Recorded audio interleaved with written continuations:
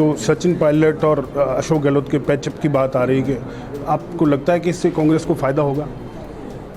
देखिए, हाईकमान जो भी फैसला करता है उसका फ़ायदा कांग्रेस को मिलेगा। परसेप्शन है कि आपको परीक्षा में बैठने ही नहीं दिया जाएगा। लोग बाहर से आकर यहाँ पर डोरे डाल रहे हैं। अशोक गहलोत के ओएसडी हैं, वो लगातार बीकानेर में घूम रहे हैं और ये इस तरीके की चर्चाएं हैं कि वो फ्यूटाइल एक्सरसाइज है। यहाँ पर बीकानेर की जनता इतनी सीधी नहीं है कि बाहर के उम्मीदवार को कोई यहाँ पर मौका देवे। दिल्ली की घोषणा हुई है।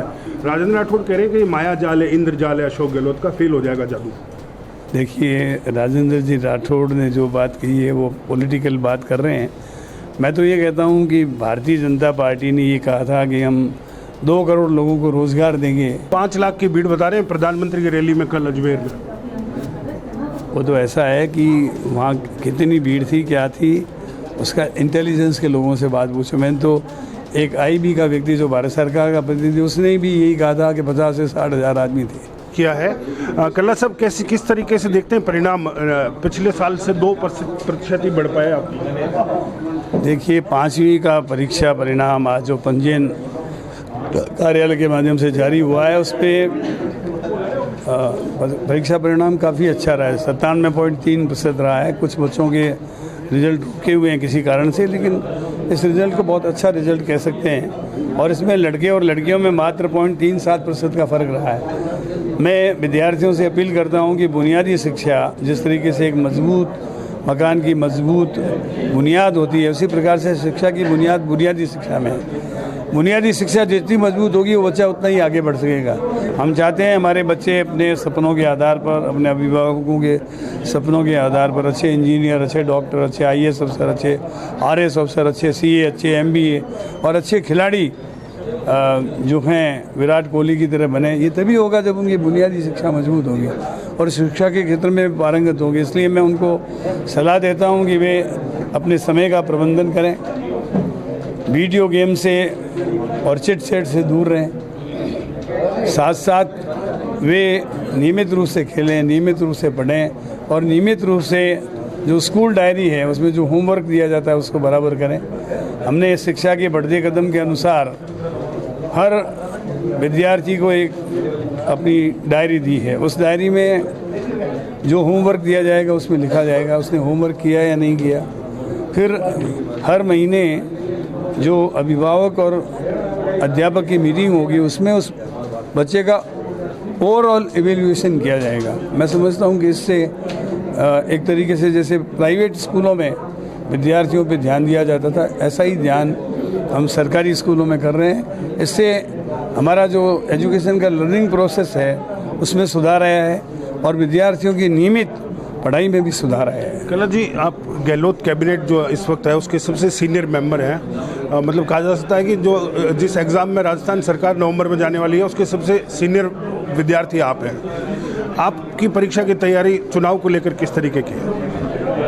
और बीकानेर की जनता आपको बता देगी, लेकिन मैं ये समझता हूँ कि जो काम 10 साल में बीजेपी नहीं कर पाई, उसने वो काम बीकानेर को आगे बढ़ाने के लिए किए। जैसे सबसे पहले तो मैं बताऊँ आपको 45 जो हमारी सीनियर हायर सेकेंडरी स्कूल थी वो पहले सेकेंडरी स्कूल के रूप में थी। हमने 45 सीनियर हायर सेकेंडरी स्कूल बनाई है।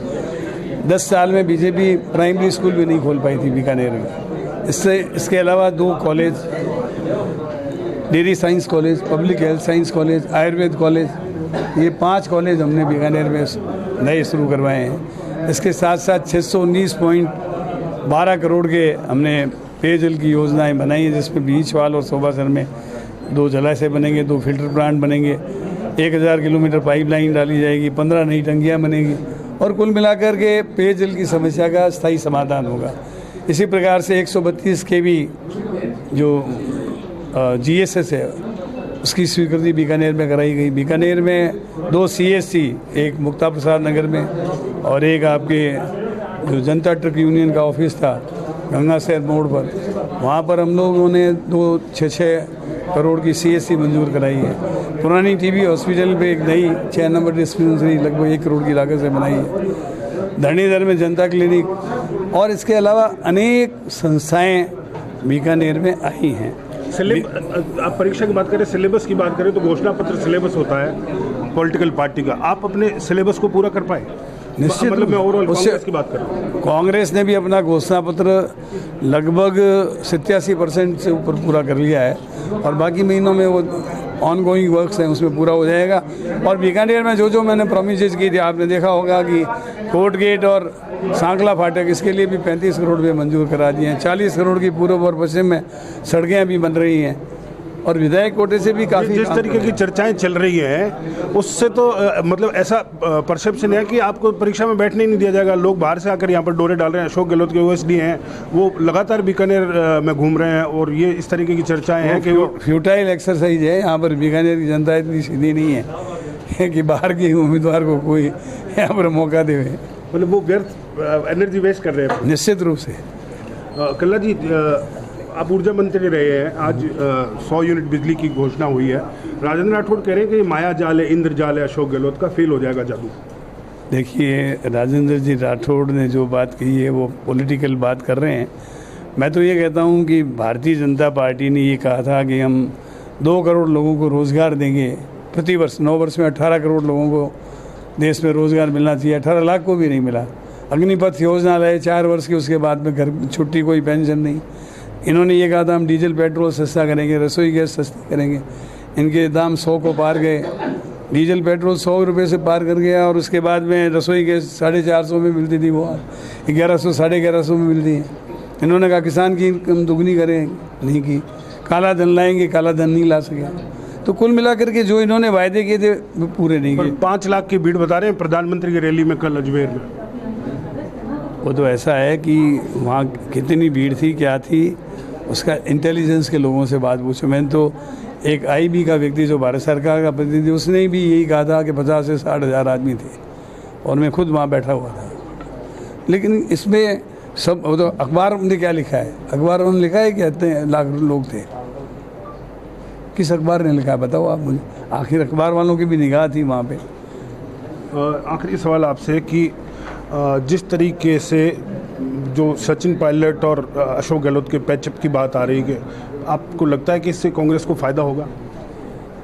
देखिए, हाईकमान जो भी फैसला करता है उसका फ़ायदा कांग्रेस को मिलेगा। धन्यवाद। तो ये थे बी डी कल्ला।